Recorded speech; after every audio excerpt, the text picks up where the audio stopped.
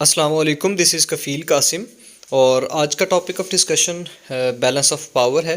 Balance of power basically international relation का एक बड़ा ही इम्पोर्टेंट टॉपिक है। इसमें आपको दो लफ्ज़ मेनली नज़र आ रहे हैं, एक बैलेंस और दूसरा पावर। अब जो पावर है ये आपको पता है कि एक ऐसी चीज़ का नाम है जो कि स्टेट्स दूसरी स्टेट्स के ख़िलाफ़ या उनके ऊपर इस्तेमाल करते हैं ताकि वो अपने इंटरेस्ट को सेव कर सकें। मेनली हमारे पास जो पावर है वो इन द 21st सेंचुरी तीन उसकी जनाब ना हमें फॉर्म्स नज़र आती हैं, टाइप्स नज़र आती हैं। पहली सॉफ्ट पावर है जिसमें इकोनॉमिक पावर है, कल्चर वगैरह आ जाएगा। दूसरी हार्ड पावर है जिसमें मिलिट्री वगैरह आ जाएगा। और तीसरी स्मार्ट पावर है जिसके अंदर ये ऊपर वाली दोनों टर्मिनोलॉजीज़ जो होंगी वो ऐड होंगी। उसके बाद आपको एक बैलेंस का वर्ड नज़र आता है कि जो बैलेंस जो है ना, इसका उर्दू के अंदर मतलब तवाज़ुन है। अब बैलेंस ऑफ पावर मतलब किसी भी एक स्टेट जो कि इकोनॉमिकली पावरफुल है या मिलिटरीली पावरफुल है, उसके पास आर्मी ज़्यादा है, तो उसको क्यों ये जनाब ना मेंटेन करके रखना पड़ता है सिस्टम के अंदर। बैलेंस ऑफ पावर क्यों होना चाहिए, इसका पर्पज़ क्या है? इसका मेन पर्पज़ सबसे पहला जो है ना वो ये है कि वो पीस को मेंटेन करके रखेगा। सेकंड, उस रीजन के अंदर दुनिया में या पूरी दुनिया के अंदर इसकी वजह से स्टेबिलिटी रहती है। कोई भी मुल्क किसी दूसरे मुल्क के ऊपर चढ़ाई नहीं करता, कोई भी मुल्क किसी दूसरे मुल्क के ऊपर अटैक नहीं करता। अगर वो अटैक करते हैं तो फिर अल्टीमेटली उनको उनका नुकसान भुगतना पड़ता है। अगर बैलेंस जो है ना वो ख़राब हो तो फिर जो पावरफुल स्टेट होगी वो किसी जो दूसरी वीकर स्टेट होती है उसके ऊपर अटैक करती रहती है और उसके इंटरेस्ट को जनाब ना कन्फिस्केट करती है। सो फिर पूरे रीजन के अंदर लड़ाइयाँ शुरू हो जाएंगी उस इलाकों में। सो फिर इसका सोल्यूशन क्या है? इसका सोल्यूशन बैलेंस ऑफ पावर है डेफिनेटली, कि जितना भी वो रीजन हो, जितने भी स्टेट्स हों, उनके पास जो पावर की डिस्ट्रीब्यूशन है ना वो किसी हद तक बराबर रहे। अब जो पावर है वो पूरे सिस्टम के अंदर किस तरह जनाब अली ना मेंटेन की जा सकती है, बैलेंस उसका कैसे आ सकता है? उसकी सबसे पहली बात तो ये है कि जनाब जो अगर एक स्टेट अपनी पावर बढ़ाती है तो दूसरी भी अपनी पावर बढ़ाना शुरू कर दें। वो इकोनॉमिक पावर बढ़ा लें या फिर वो मिलिट्री की पावर बढ़ा लें। दूसरे नंबर पे बात ये है कि इसकी मिसाल जनाब आपके पास एक इस एग्जांपल से है कि आपके पास 5 स्टेट्स हैं, ABCDE और F।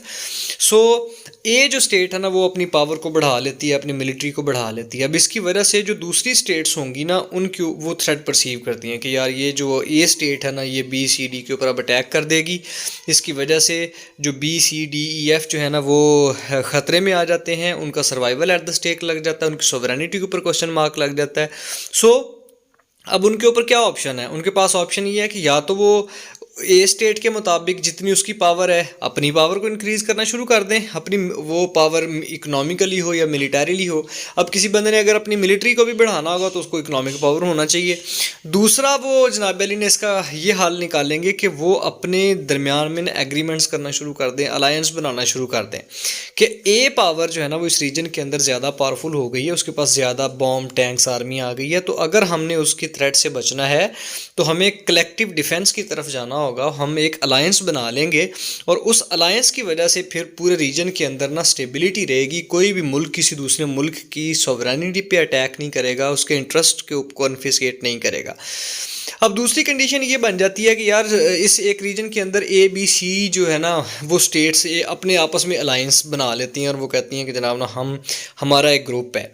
सो रीजन के अंदर जो DEF स्टेट्स होंगी उनको थ्रेट परसीव होना वो कर जाएंगी इनकी वजह से कि शायद अब ये जो अलायंस है हमारे ऊपर अटैक कर दे। तो फिर DEF जो है वो अपना एक अलायंस बना लेंगी। उस अलायंस के बनने की वजह से रीजन दोबारा फिर अपने बैलेंस के अंदर चला जाएगा। मैं मतलब क्या हुआ? मतलब यही हुआ कि जब भी कोई भी स्टेट अपनी पावर डिस्ट्रीब्यूशन को ख़राब करती है, इस रीजन के अंदर अपनी पावर को बढ़ाती है, पावर का बैलेंस ख़राब करती है, तो फिर उसको मेंटेन किया जाता है। इसके पास आपके पास हिस्टोरिकली बहुत सारी एग्जांपल्स हैं। पाकिस्तान इंडिया की आपके पास बेहतरीन मिसाल है कि जब इंडिया कोई अपने मिसाइल वगैरह ख़रीदने की कोशिश करता है तो हम कहते हैं जी पावर बैलेंस ख़राब हो गया है, अब हमें भी ये काम करना है। और हम इस सिक्योरिटी डायलेमा के अंदर से since the very first day चल रहे हैं। अब न्यूक्लियर बॉम्ब हमने क्यों बनाया? इसी वजह से बनाया कि उन्होंने 1974 में बना लिया और हमने कहा हम घास खाएंगे लेकिन अपना बनाएंगे। उसके बाद USSR ने 1949 के अंदर अपना बॉम्ब क्यों बनाया था? क्योंकि उसको लगता था कि US के पास बॉम्ब आ गया तो अब जनाब अली ना वो न्यूक्लियर पावर है, हम नहीं है, उसकी वजह से पूरी दुनिया की जो पावर बैलेंस है ना वो ख़राब है। तो अल्टीमेटली जनाब अली ना वो ये चाहते थे कि हमारे पास हमारा अपना एक जनाब ना वो सिस्टम होना चाहिए जिसकी वजह से पावर डिस्ट्रीब्यूशन तकरीबन सेम रहे। अब तीसरी एक कंडीशन जनाब ना है वो है बैंड वैगनिंग। इसका मतलब ये होता है कि अगर आपके पास इतनी पैसे नहीं है कि आप अपनी मिलिट्री को बढ़ा लें ताकि रीजन में स्टेबिलिटी रहे, अगर ए स्टेट बढ़ाती है अपनी मिलिट्री तो आप भी बढ़ा लें। दूसरा तरीका था कि आप अलायंस बना लें ताकि आप कलेक्टिव डिफेंस की तरफ चले जाएं। तीसरा अब जनाब ये तरीका है कि ना आपके पास पैसे हैं तो अब आप जो पावरफुल स्टेट होती है ना उसके साथ अपने आप को मिला लेते हैं। मिसाल के तौर पे ए बी सी जो स्टेट्स हैं ना ये अपनी पावर को बढ़ाती हैं, ए की वजह से बी बढ़ाता है, बी की वजह से सी बढ़ाता है, दोनों तीनों की पावर जनाब ना बढ़ जाती है। अब जो डी ई और एफ है ना इनके पास इतने ना पैसे हैं ना इनके पास मिलिट्री है, तो ये सोचती हैं कि यार हम तो छोटी स्टेट्स हैं, हमारे ऊपर तो अटैक हो जाएगा ईजीली, तो फिर वो अपने आप को पावरफुल स्टेट के साथ एग्रीमेंट कर लेते हैं और इस एग्रीमेंट के वो कर कहते हैं यार हम आपके साथ हैं, जैसे आप करेंगे हम वैसे करेंगे, मगर इन रिटर्न आप हमारे ऊपर हमारे इंटरेस्ट को सेव करेंगे, हमारी सॉवरेनिटी के ऊपर जनाब अली ना क्वेश्चन मार्क नहीं लगने देंगे। और इसका फ़ायदा ये होता है उनको कि वो जनाब अली ना उनकी सॉवरेनिटी के ऊपर कोई अटैक नहीं करता, और इस टर्मिनोलॉजी को बैंड वैगनिंग बोलते हैं। आई होप दैट कि आपको इन तमाम बातों की समझ आ गई है।